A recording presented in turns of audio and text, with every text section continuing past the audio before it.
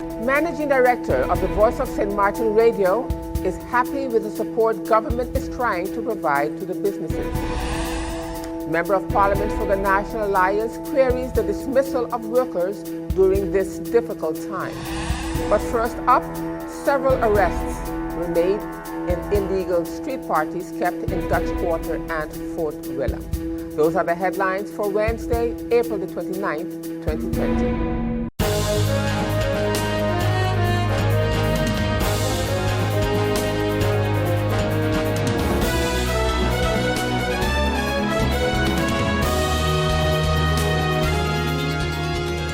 This is SXM Daily News. I'm Valerie Van Putten. We have a packed newscast for you this evening, so let's get started. The police on St. Martin has launched a full investigation into the matter of the impromptu Juve jump-up and have since investigated and arrested 6 persons who were responsible for organizing and participating in the so-called Juve jump-up that was staged in Dutch Quarter and Fort Willem, respectively.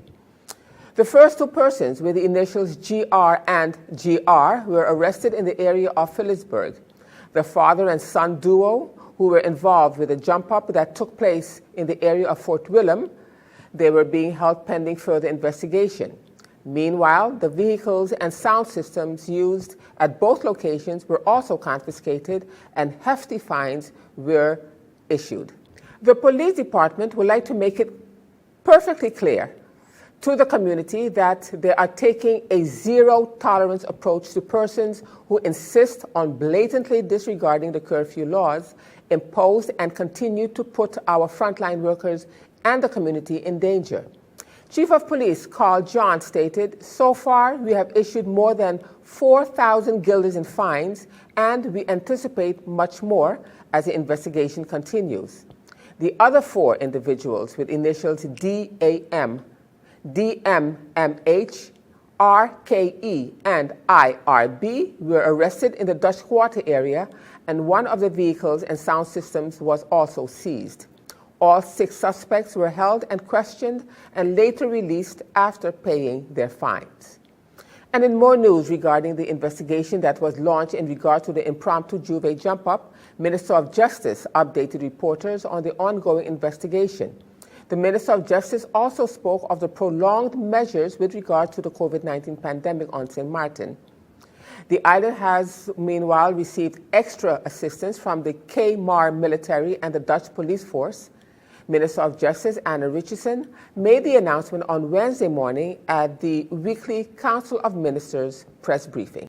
The police force of St. Martin on Monday received extra assistance from the KMAR military and an exchange of officers, at least 6, from a detachment of the Dutch police force. The assistance is very much so welcomed by the police force due to the prolonged measures that are implemented in light of COVID-19. The police launched a full investigation into the organizing and participation of the public or some persons and residents in various districts where the illegal jump-up was so-called Juve. Thus far, the police has been able to arrest 6 persons responsible for the organizing and participation for the jump-ups in the communities of Dutch Quarter and Fort Willem. 2 vehicles and a sound system used at both locations were confiscated, and hefty fines was issued. The investigation continues and do expect that more arrests will take place. Minister of Finance, Mr. Ardwell Irion, in presenting the national budget, says that support was promised by the Netherlands at the start of the COVID-19 pandemic. And while the minister admits that the 50.2 million guilders would not be enough to cover the necessary aid that has been projected in the stimulus and relief plan, therefore, according to the minister, it is imperative that additional funds become available. At the start of the COVID-19 crisis, support was promised by the Netherlands. In an attempt to alleviate the first need, priority was given to arrange liquidity in the fastest way possible. At that time, it happened that St. Martin received a positive advice from CFTA regarding its compliance with the conditions that have been set for the liquidity support of 2019 and 2018 to an amount of 50.2 million guilders. The Kingdom Council of Ministers supplied this tranche of monies in the shortest conceivable time, enabling the government to actively start supporting the society. We are grateful for that opportunity. We all understand that the 50.2 million guilders will not be sufficient to cover the necessary aid that has been projected in the stimulus and relief plan. Therefore, it is imperative that additional funds become available. To this end, we submitted our stimulus and relief plan with CFT and the Netherlands government to enable the negotiations. At this time, it is unclear when the discussion or negotiations will take place and what outcome regarding the volume of support can be expected. The consequence of the situation we are in is that we will have to move forward cautiously and not overspend from our liquidity reserves. This put an uncomfortable burden on government as well as the society. As a government, we are in the process of bringing this issue to attention of the Kingdom Council of Ministers. The advice of the Council of Advice. As previously mentioned, while awaiting the advice of the Council of Advice, the island was confronted with the COVID-19 pandemic. As a result, the Council advised the government not send the pre-COVID-19 budget to Parliament, as it was no longer realistic. While the effects of the coronavirus are nearly impossible to predict at present, the Council nevertheless advised to proceed with the budget to Parliament, including an educated guess of COVID-19 effects. Following the Council's advice, the budget was adjusted to include the effects of COVID-19 as stipulated in the stimulus plan. As a result, the law itself and the mandates given to the Minister of Finance to enter into loan agreements needed revision, which was done. In addition, the amended COVID-19 figures were added into a new column. The section of the budget which reflects the numbers, the so-called Catalan book, now includes the 2020 budget column, pre-COVID-19 as well, as the column for presented with the budget of COVID-19 effects. This also meant that the explanatory notes, the toolifting book, which reflects the elucidation to the budget amount, needed to be updated. And in other news at this time, Member of Parliament William Marlin queries whether our health insurance provider, SZV, or the Department of Labor and Social Affairs will be able to handle the payout. According to Mr. Marlin, they will be overwhelmed. Mr. Marlin was at the time speaking at the parliamentary meeting of April the 24th, 2020. But when we look at the dates today, April 21st, and the deadlines of April 24th, I am confident, I'm sure that the system, whether it is SZV or the Department of Labor and Social Affairs that will handle it ultimately, they will be overwhelmed. A small group of businesses that are well organized and structured and well known to SZV will probably be the first beneficiaries, but there's a whole line of people, because this is not just about a business that is registered or a business that is in good standing with SZV. This is about the livelihood of people who cannot pay their rent. And it's easy for us to say, well, let us then pass an emergency law that during a situation like this, landlords cannot put people out. But guess what? There's some landlords who don't have a mortgage, and the bank would say, okay, don't pay the mortgage for the next 3 months or the next 6 months. We will give you relief or we'll suspend that. There are people who have worked hard. They don't have no major pension. They have secured 2 or 3 little apartments on their premises. Some people have divided their home where they raise their children now into 2 or 3 little apartments. And that is their income. That is what they live from. And still to come, Member of Parliament Felicia Heiliger Martin queries the status of the 6-month contract workers. We'll have the details to that story and more when SXM Daily News returns.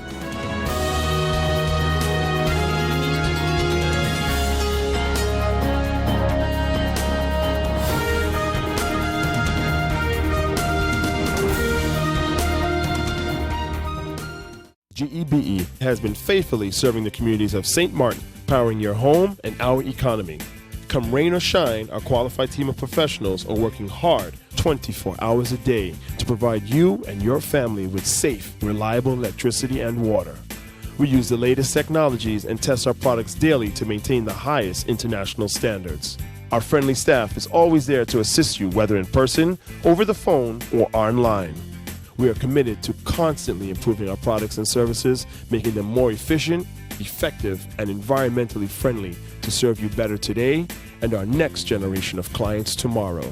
GEBE, powering a brighter future. Our friend Megawati is here with tips to save you energy.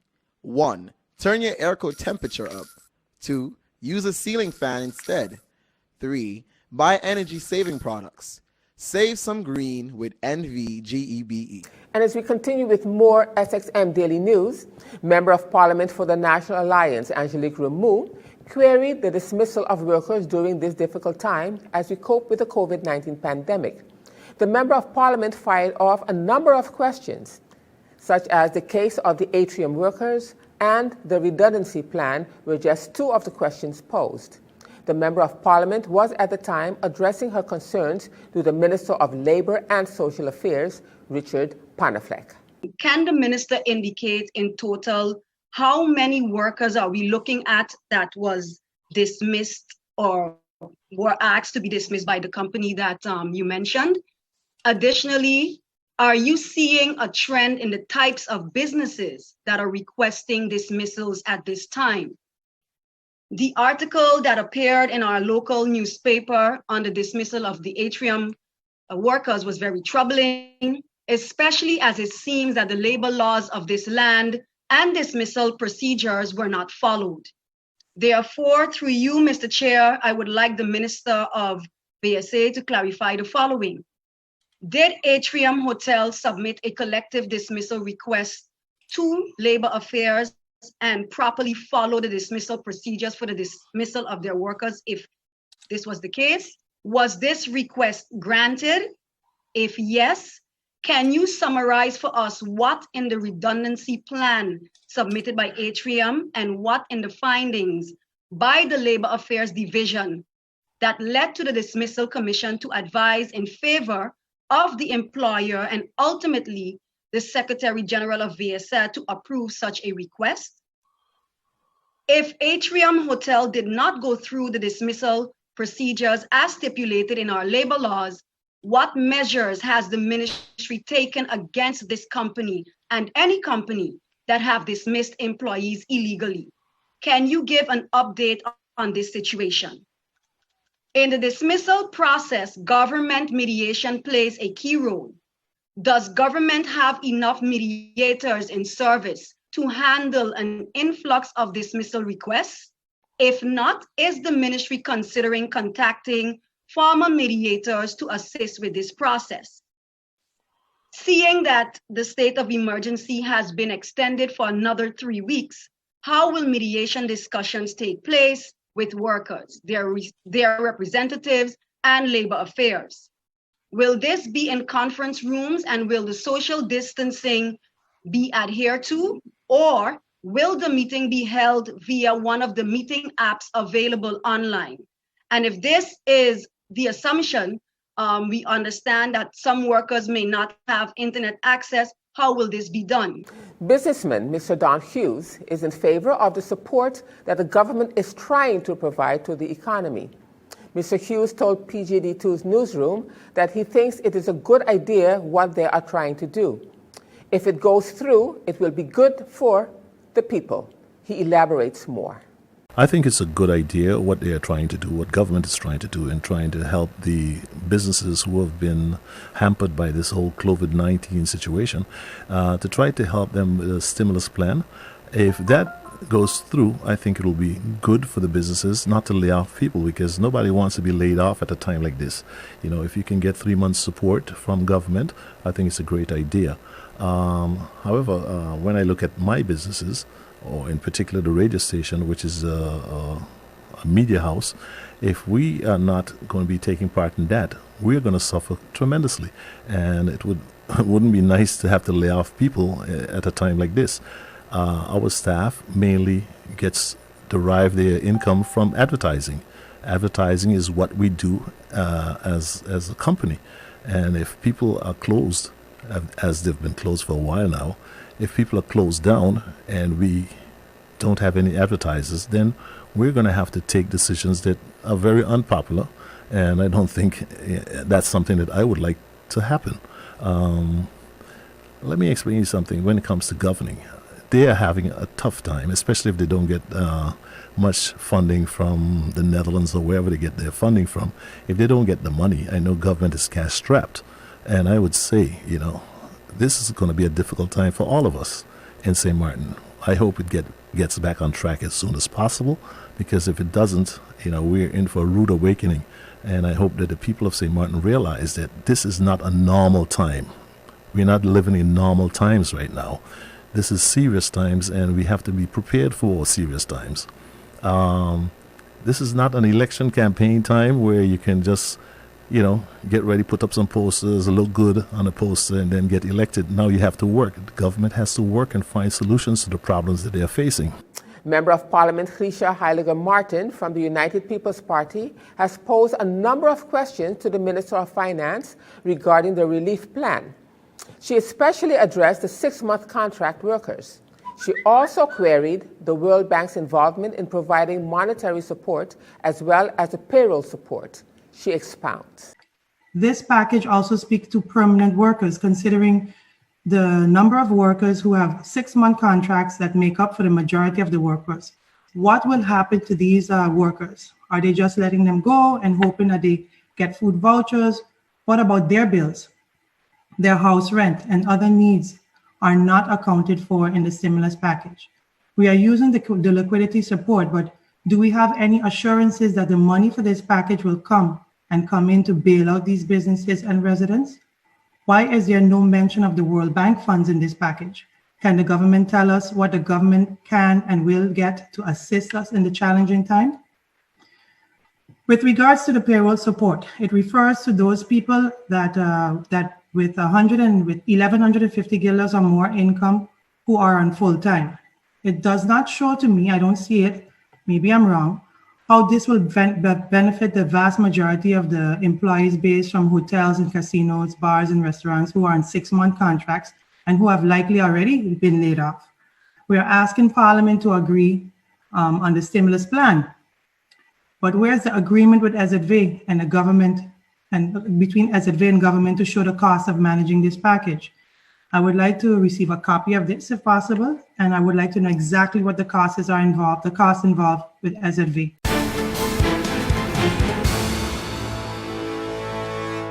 And now turning to our weather forecast for April the 29th, 2020. The Atlantic high pressure system will maintain a gentle to moderate wind flow across the region. Meanwhile, pockets of moisture embedded in this wind flow will cause some brief showers. Seas will remain slight to moderate throughout the next several days. Now, let's turn to your 3-day forecast.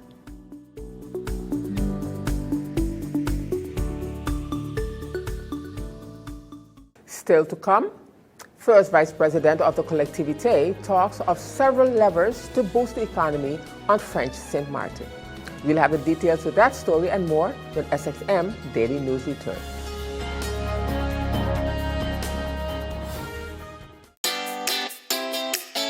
Make use of WIB mobile banking with easy access and direct usage of face recognition,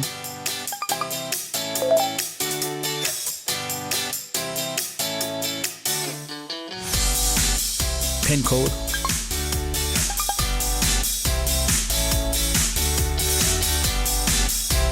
or fingerprint. Download WIB mobile banking app and make your transaction from anywhere at any time. For more information, visit wib-bank.net/quick-login.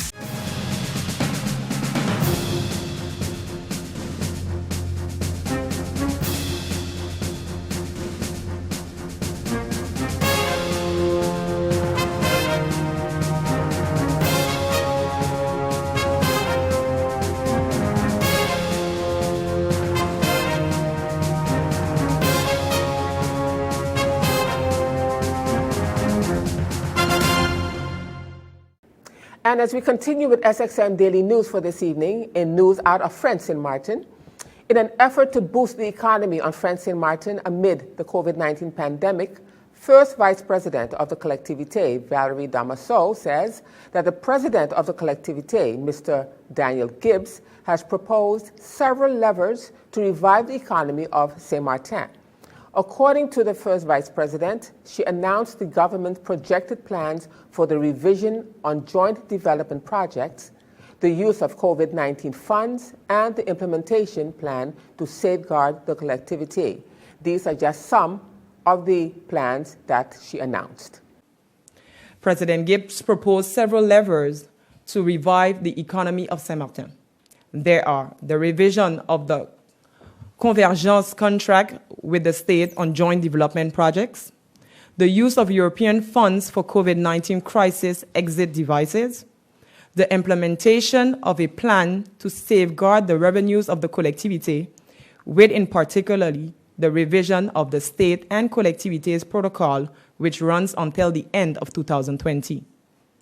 The objective of these measures is to stabilize public finances and initiate a real economic recovery plan for our territory. With the Vice President Yao Nuadi, we will be meeting shortly with the stakeholders to discuss these details.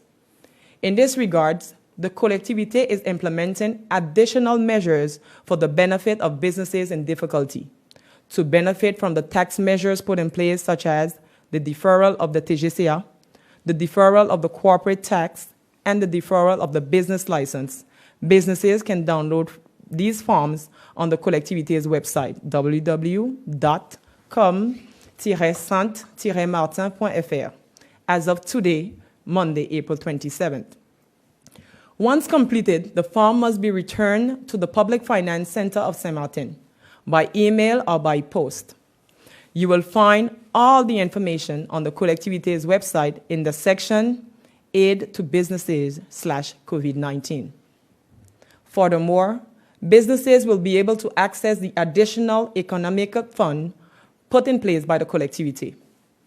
Application forms will be available as of May 1st on the collectivité's website. We will continue to communicate all these details in the measures in the coming days. So as we approach the deconfinement, providing protective gear provided to our citizens is a priority, especially for those who will gradually return to their workstations. To meet this urgent need, we have launched two plans. The first one is a call for contribution launched jointly last week by the collectivité and the state to tailors to participate in the production of washable and reusable fabric masks in partnership with the local initiative platform ISMA and the Fondation France. Our partners, Initiative de Saint-Martin Active and the Fondation France, are responsible for purchasing the AFNOR standard fabrics and its elastics. To date, 11 professional seamstresses and 36 volunteers have answered that call. The second plan is a collectivité and Île-de-France region collaboration. The collectivité of Saint-Martin is collaborating with the Île-de-France region via a central purchasing platform to transport 50,000 washable AFNOR standard masks for the population of Saint-Martin. Within this partnership, the Île-de-France region has also donated 10,000 disposable masks. We would like to thank the President of the region, Mrs. Valérie Pécresse, for this kind gesture of solidarity towards the people of Saint-Martin. We are currently working on the shipping and distribution details. The collectivité will also order personal protective equipment for its staff, satellites, and institutional partners, disposable masks, hand sanitizers gel, gloves, and liquid soap via the same platform. The General Management and Human Resources are currently working on the recovery plan for the public services of the collectivité at the time of deconfinement. Equipping our staff with protective gear is a priority. The staff currently mobilized in the crisis management have all been equipped with the necessary equipment. Furthermore, we will wish to salute a private initiative from a local entrepreneur, Mr. Gregory Lax, owner of Caribe Numérique Print, who made and donated 270 3D visors to the collectivité. We provided the plastic sheets, and Mr. Lax made available the rest of the equipment and labor. We are very appreciative of this donation. And in more news, GEBE hereby informs the general public that their main office in Phillipsburg and branch office in Simpson Bay will be open to the public on the following days. The main office in Phillipsburg, cashier and customer service will be open tomorrow, Thursday, the 30th of April, from 7:45 to 1 p.m. The branch office in Simpson Bay only open for cashier services on Thursday, the 30th of April, from 7:45 to 12 noon. During the following weeks, both of their offices will then be open 3 days a week, namely Monday, Wednesday, and Friday. Important to note that the Simpson Bay branch opening and closing hours will be from 7:45 a.m. to 12 noon. Their main office in Phillipsburg opening and closing hours are from 7:45 a.m. to 1 p.m. GEBE asks that you exercise patience when visiting their offices. For the safety of their staff and clients, anyone entering the building must wear a mask. Their security guards will direct you to all of your transactions.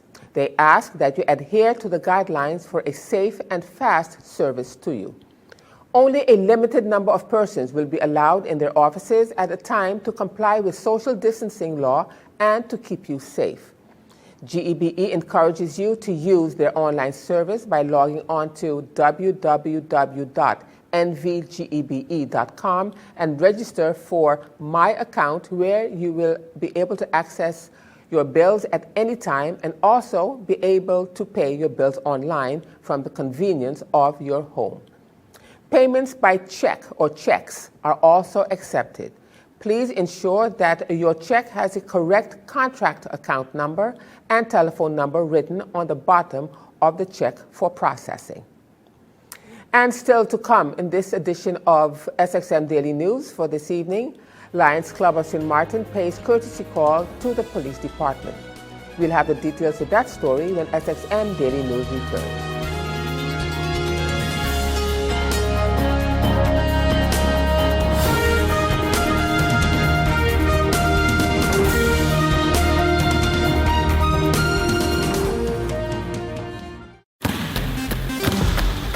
Hello, St. Martin. My name is Jose Helaga and I play basketball. I have organized basketball events in St. Martin. Sport matters to me because it makes everybody come together in unity. So I challenge the businesses community to step up for sports and help us rebuild and repair our facility. I'm also asking the community to nominate local businesses in your area to take on the challenge and step up for sport because sports matter. Check out the Department of Sports SXM Facebook page for more information. Hashtag Sport Matter, hashtag Are You In? And as we end this edition of SXM Daily News for this evening, the members of the St. Martin Lions Club paid a courtesy visit to the police station on Monday, April the 27th, around 2 p.m., where they recognized and extended appreciation to the law enforcement officers for their tireless efforts in maintaining law and order during this difficult time. The president of the Lions Club, Mrs. Aurelie Boyrad, who spoke on behalf of the organization, applauded the officers for rising to the occasion and for ensuring the safety of the public so far. As a show of their gratitude, the KPSM, which includes police and immigration, members of the NP, the KMAR, VKS, and Marines at the station were treated to refreshments provided by the Lions Club. The Chief of Police, Mr. Carl John, in a brief speech, extended thanks on behalf of his team and thanked the Lions Club and members of the community who have assisted and supported the police officers and the entire justice team during this period. And that brings us to the end of this edition of SXM Daily News for this evening. I'm Valerie Van Putten. Just a reminder that this and other programs are available online. Simply log on to stmartinmediacenter.com for viewing. And on behalf of SXM Daily News team, we thank you for watching and plan on meeting you right back here again tomorrow.